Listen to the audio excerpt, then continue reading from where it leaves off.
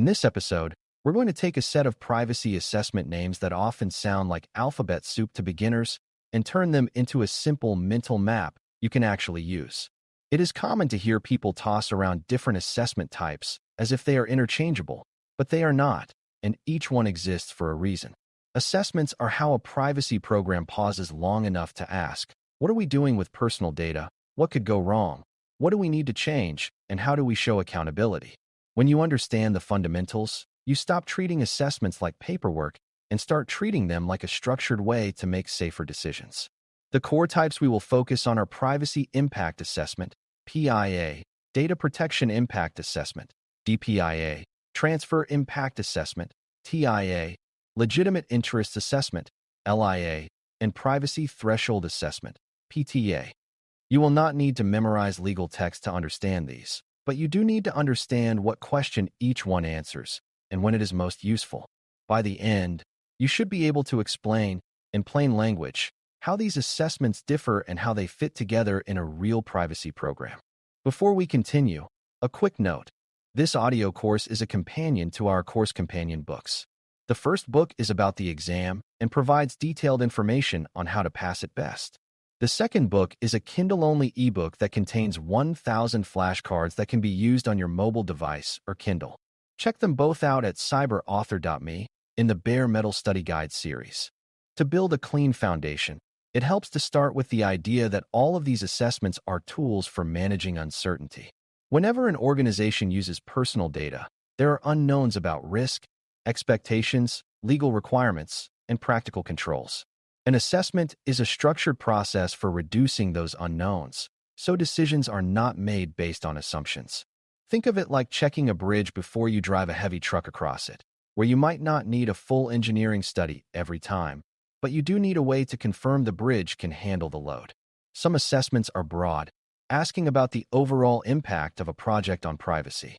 Some are narrow, focusing on a specific legal basis or a specific cross-border transfer risk. Some are quick screening tools that help you decide whether a deeper assessment is needed.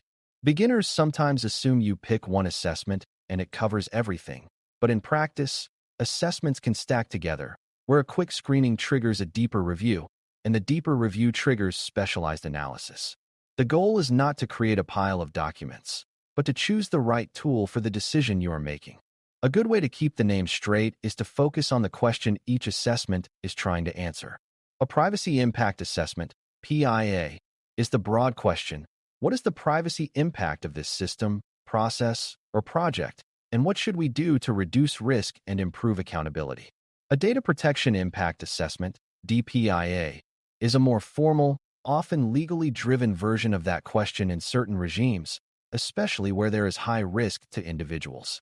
A Transfer Impact Assessment, TIA, asks, if we are transferring personal data across borders, especially to a country with different legal powers and surveillance rules, what is the risk and what safeguards do we need? A Legitimate Interest Assessment, LIA, asks, if we want to rely on legitimate interests as a legal basis, do we have a legitimate purpose? Is the processing necessary? And do the individual's rights override our interests? A Privacy Threshold Assessment, PTA, is a screening question. Does this project involve personal data in a way that requires a deeper privacy review? And if so, what type? If you can remember the question each assessment answers, the letters stop feeling random.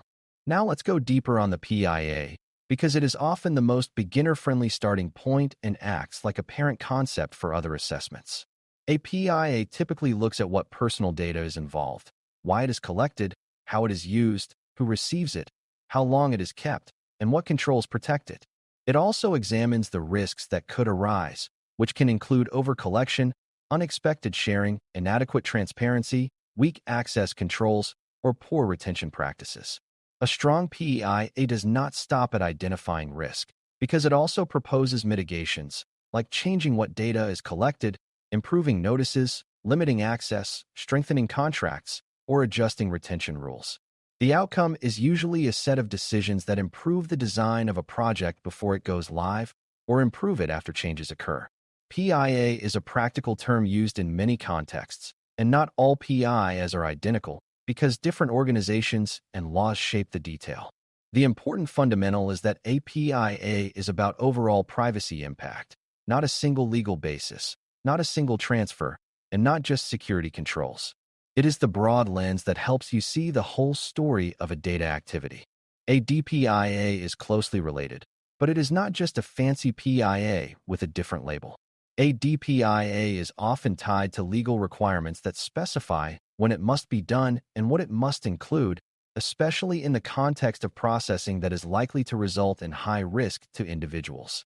The idea is that some processing activities are more likely to harm people because of scale, sensitivity, systematic monitoring, or use of technology that changes power dynamics.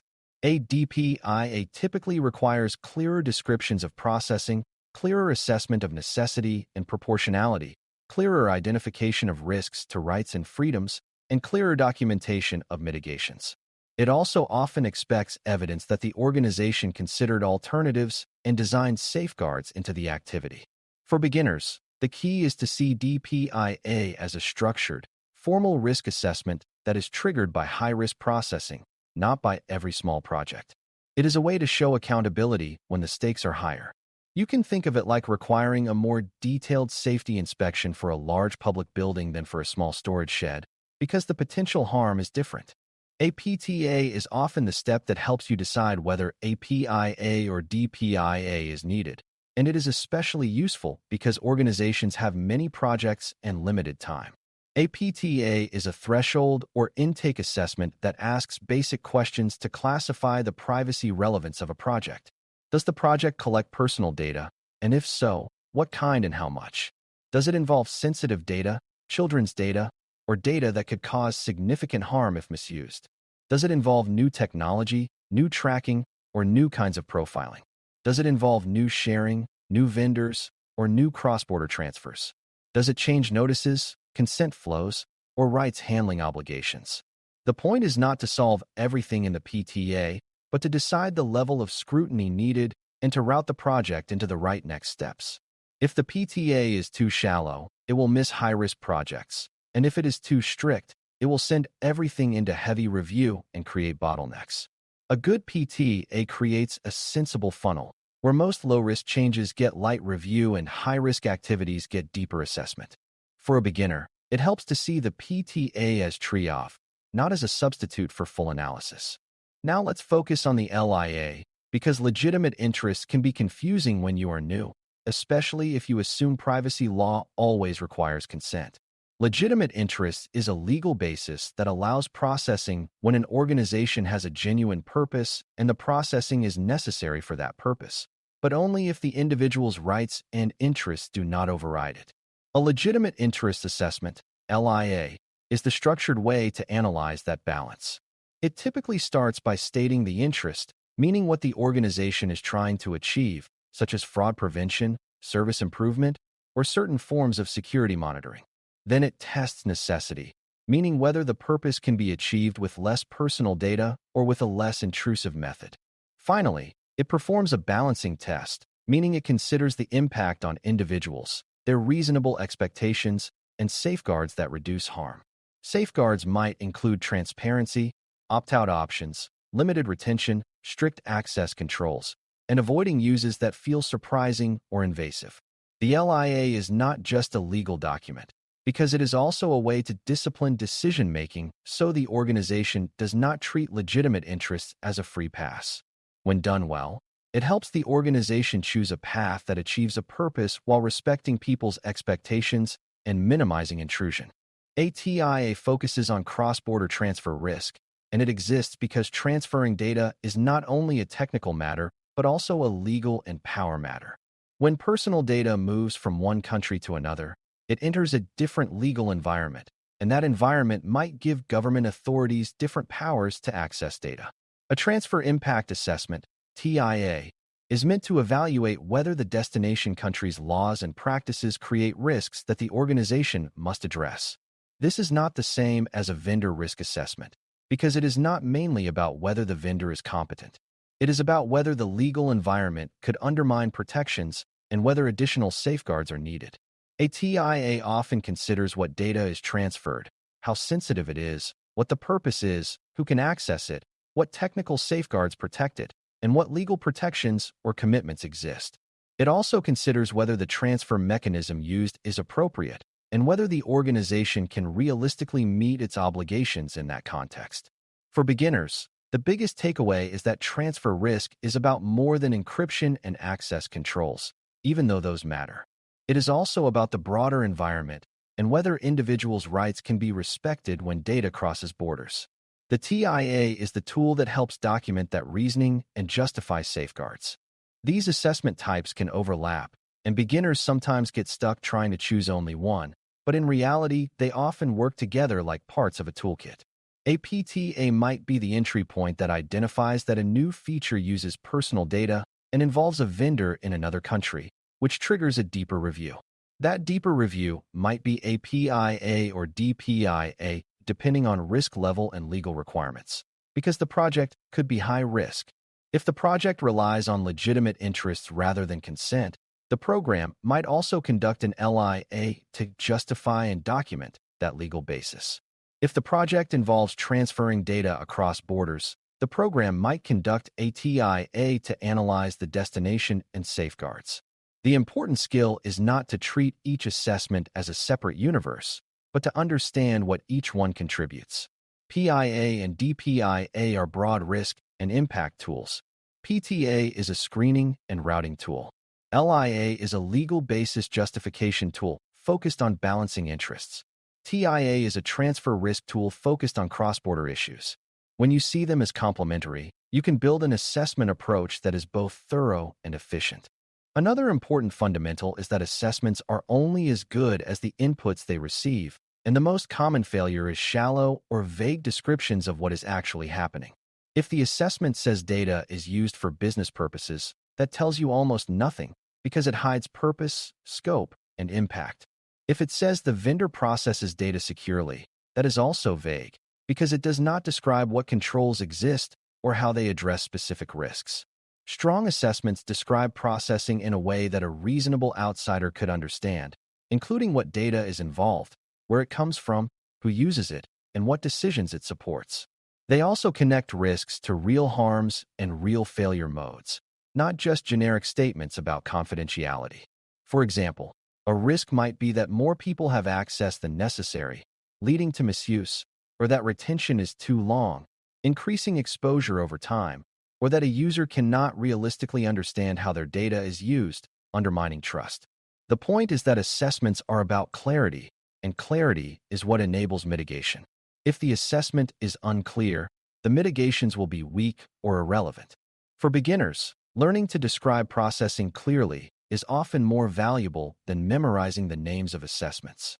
Assessments also have a life cycle, meaning they are not just performed and filed away. A PTA might be updated when a project changes scope. A PIA might be revisited when a system adds a new data category or a new sharing relationship. A DPIA might require tracking mitigations over time and confirming that safeguards were implemented as planned. An LIA might need review if the purpose changes, if the processing becomes more intrusive, or if people start objecting at higher rates. A TIA might need reassessment when laws change, when the transfer destination changes, or when the vendor changes how they store and access data. This lifecycle view connects assessments to continuous risk management because the environment is not static. If you treat assessments as living records, they become tools for operational decision-making, not just compliance artifacts. That is why privacy program managers care about them so much, even when they sound abstract to new learners. The real value is that they create a documented trail of thoughtful decision-making that can adapt. The final fundamental to understand is that these assessments are not meant to slow an organization down for the sake of being cautious. They are meant to reduce rework and avoid harm by surfacing risks early, when changes are still easy. A project that launches and then discovers it cannot honor deletion requests across systems will face painful redesign and possible legal exposure. A vendor relationship that begins without clear transfer safeguards can lead to urgent crisis work later when regulators or customers ask hard questions. An organization that uses legitimate interests without a real balancing analysis can face challenges when individuals object or when oversight bodies ask for justification. Assessments, when chosen correctly, are like early warning systems and design reviews that keep projects aligned with privacy obligations and expectations. They also provide evidence that the organization did not ignore foreseeable risk.